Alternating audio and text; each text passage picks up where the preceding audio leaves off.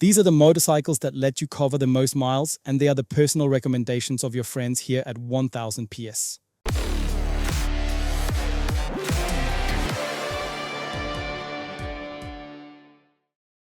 Hello and welcome to 1000 PS TV and welcome to our 1000 PS Top Awards video. Today, we are talking about the best touring bikes, sport tourers, crossovers, and cruisers. In other words, motorcycles that combine comfort with dynamic riding in the best possible way. We voted in 3 different classes and tried to group the motorcycles as sensibly as possible. And in categories like these, deciding which bikes belong together often causes more debate than the actual results. The entire 1000 PS editorial team voted, submitting their rankings and scores in one enormous table. That is how these recommendation lists were created. They are exactly the kind of recommendations we at 1000 PS would give to our closest friends. And naturally, we are now sharing them with you, our friends in the 1000 PS community. The first category combines touring bikes and cruisers. This is a class dominated by large engines, high prices, and above all, effortless performance. These are motorcycles capable of covering 800 kilometers in a single day without any trouble. We can see that one brand has successfully defended first place. We also have an impressive newcomer, a few changes, and several familiar machines that have been flying the flag in this category for years. In 10th place, the Harley-Davidson CVO Street Glide, grouped together with the ST and limited versions, collected enough votes to take 10th. In 9th place, we have BMW's 6-cylinder models, the K1600B and Grand America. There are more BMW touring bikes and more 6-cylinder motorcycles still to come. But based on our personal preferences, these currently sit in 9th. In 8th place, the Harley-Davidson Street Glide, including the limited version. At 1000 PS, we simply have more road glide fans, meaning bikes with a frame-mounted front fairing, than street glide fans. The Street Glide has the slightly more compact and lighter front end, but its fairing is mounted directly to the handlebars. Our personal preference simply leans more towards the road glide and the extra sense of stability it provides. That is why the Street Glide only finishes in 8th place. It is purely our personal taste, but that is probably why you watch our videos in the first place, because you want our honest recommendations. In 7th place, the Honda NT1100, which benefits above all from its outstanding DCT transmission and a very composed overall package. It is a fantastic motorcycle competing against bikes that are at least 40 to 50% more expensive. That makes 7th place an extremely respectable result. In 6th place, the highest rated BMW 6-cylinder tourer, the K1600 GT, grouped together with the GTL. BMW is reportedly planning an even more extroverted touring model based on this platform, perhaps within the next 2 or 3 years. I recently had the chance to see it at the Concorso 328. I am curious to see whether it will actually reach production in that form. For now, the current production K1600 models take 6th place. In 5th place, we have another Harley-Davidson, this time the Road Glide, finishing a few places ahead of the Street Glide. And in 4th place, which may surprise many people, the BMW R 18B Transcontinental. It is quite strange because out in the market, there are far more fans of BMW's 1600cc 6-cylinder engines. The large 1800cc Boxer has never really established itself with riders. From our perspective, however, it is an incredibly composed and effortless cruiser. It is a fascinating motorcycle, very well equipped, and when you look closely, the beautifully crafted details are a real pleasure. It only finishes 4th, but many people will still be surprised that it ranks ahead of the K1600. From our perspective, at 1000 PS, it is simply the better motorcycle. In 3rd place, we have a long-standing favorite. It only seems to need an update once every 10 years and still remains near the top. The Honda GL 1800 Goldwing includes features that other manufacturers constantly talk about, even though Honda has offered them as standard for years, if not decades. That includes features such as the DCT transmission, an extremely high-quality overall package, and full integration of Apple systems, Apple CarPlay, and much more. It is unbelievably composed and exceptionally good. Whenever one of us has a long trip to Barcelona or somewhere similar ahead, the Goldwing is always near the top of the list. Unfortunately, the Honda GL 1800 Goldwing is extremely expensive in Austria because of the high taxation and the equally high Nova registration tax we have to pay. German viewers have it considerably better than we do. In 2nd place, we have a real superstar. It has made an outstanding debut. The new BMW R1300 RT is an exceptionally well-executed motorcycle. It is genuinely impressive how well the Boxer engine fits into such a harmonious touring bike. It feels composed, relaxed, and slightly calmer, yet still inspires plenty of confidence without ever seeming too heavy or sluggish. It is a genuinely beautiful and capable motorcycle for celebrating long-distance journeys. In my opinion, it is even better executed than the established adventure bikes built around the same platform. The BMW R 1300 RT is a truly excellent motorcycle. BMW naturally has an enormous range in this class, and its own models often end up competing against each other. You have the Boxer lineup with both smaller and larger engines, as well as the 1600 cubic centimeters six-cylinder models. Touring is BMW's home territory, so it is no surprise to see three strong BMW contenders here. Nevertheless, first place goes to the Harley-Davidson CVO Road Glide. It is obviously a motorcycle that divides opinion. The wind protection is not perfect, and yes, there are some compromises, but why has it taken first place again? Why does it keep winning? Because it is simply unbelievably imposing. The moment you climb aboard, you feel like the emperor of the road. It is a huge, powerful, commanding motorcycle. It is extroverted, yet it still rides with complete composure. I cannot fully explain it. Even when I was voting, I kept thinking that the RT is so brilliant and the Goldwing is so brilliant. But in the end, I still moved the CVO back to the top of my list. It is simply awesome. There is no other way to describe it. It is a genuinely great motorcycle that goes straight to your heart. Harley riders will surely agree that it deserves first place, but they will also say that it is unbelievably expensive. I honestly think the Nova tax on a CVO Road Glide alone finances 2 employees at the Austrian tax office. The annual salaries of 2 civil servants are probably secured with every purchase. I have no idea when that will ever change. Unfortunately, this fascinating riding experience remains reserved for the wealthiest few. That is simply the reality. Now let us move on to the next category, where the motorcycles become more compact while still offering plenty of comfort. We are talking about sport tourers and crossovers. These are the winners of the 1000 PS Top Awards 2026 in the sport touring and crossover category. This was the category in which we awarded the most points in our enormous voting table.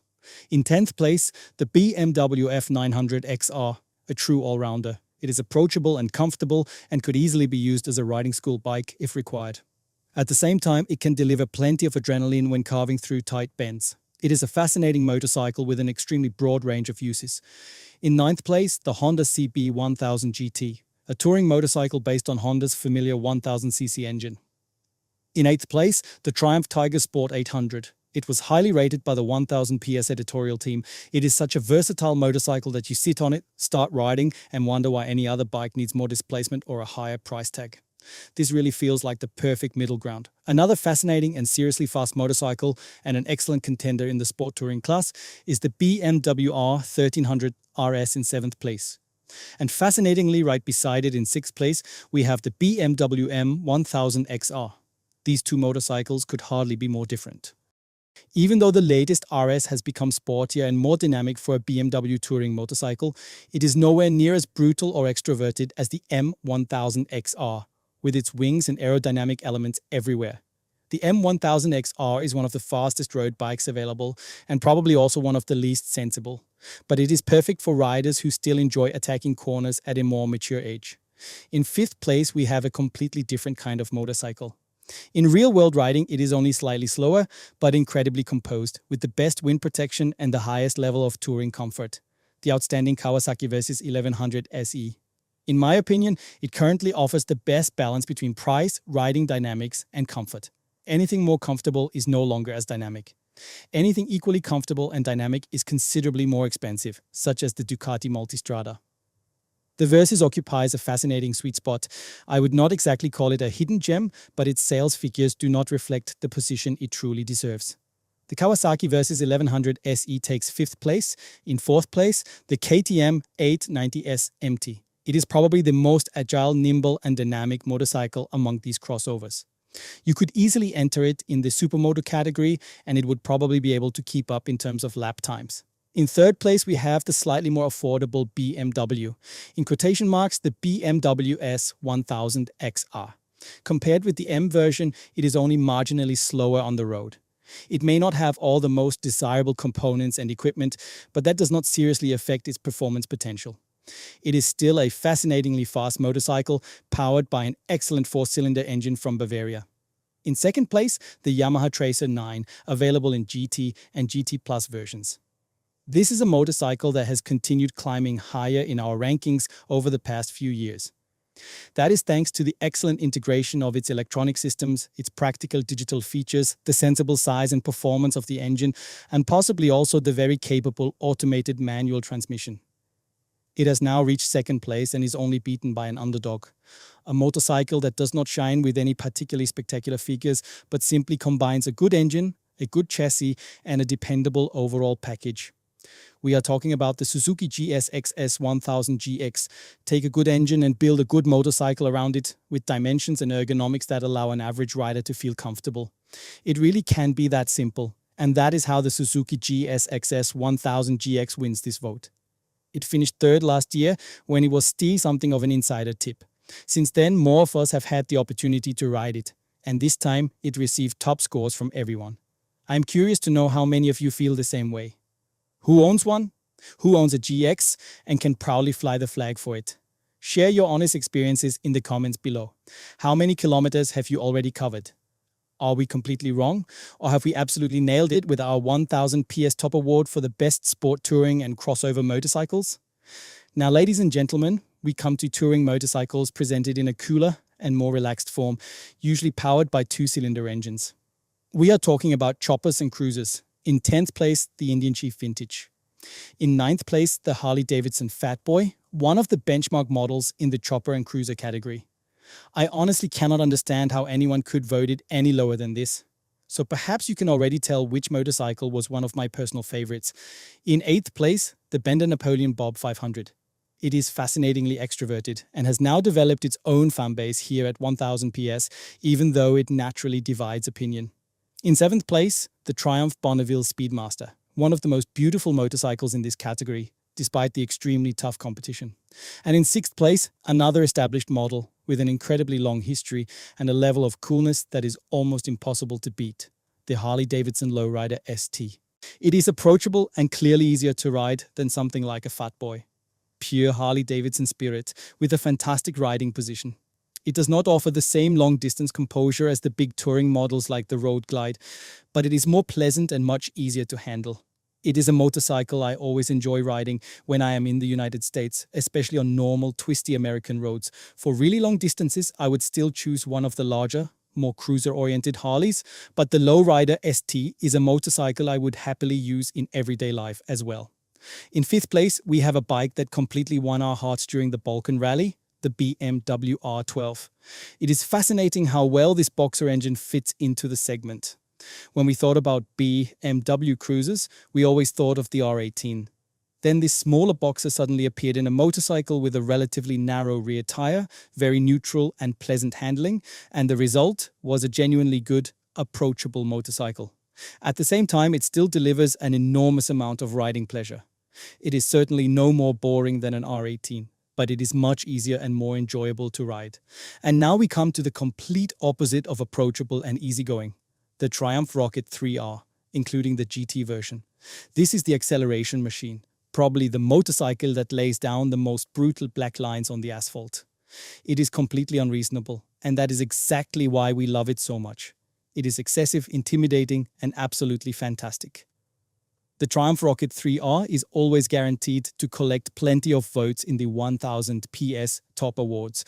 Next comes the Ducati XTVL 5.4, which is positioned in a similar way to the Rocket 3, but with Italian flair. It has a brutal V4 engine, surprisingly smooth throttle response, and genuinely dynamic handling.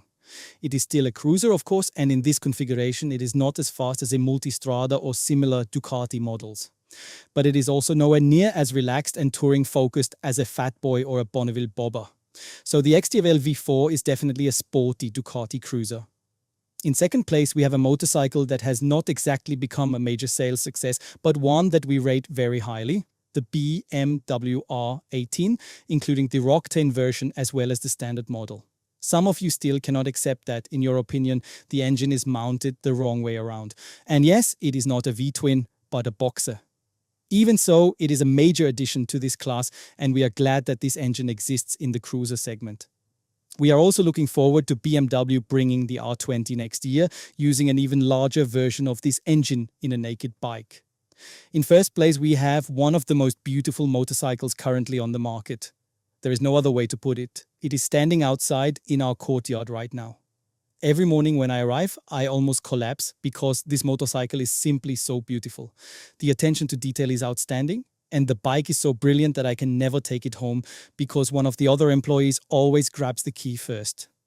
The Triumph Bonneville Bobber takes first place in our top awards ranking. I think the styling plays a major role, but if it were only beautiful, the others would not ride it home every single day. So it must also ride extremely well. Strangely enough, I have not yet ridden this particular version or model year, and it is already June. Every evening, one of my colleagues who leaves work earlier has already taken the key. So now I am going upstairs to the key cabinet and taking it myself, so I can finally ride it home for the long weekend. Ladies and gentlemen, those were our 1000 PS top awards in the chopper and cruiser category.